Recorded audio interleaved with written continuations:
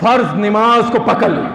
فرض نہیں پڑھو گے نماز، یقین کرو اتنے سخت فتاوا جات حدیث کی روشنی میں موجود ہیں، آپ کا نکاح باطل ہو جائے گا، آپ کفر تک پہنچ جائیں گے، آپ شرک تک پہنچ جائیں گے. آپ بے نمازی کو مسلمانوں کے قبرستان میں دفن کرو، علماء کے یہاں تک فتوی، اسے مار دو، کمرے میں بند کر دو جب تک توبہ نہ کرے ورنہ مر جائے. کسی نے کہا اس کا جنازہ ہی نہ پڑھو.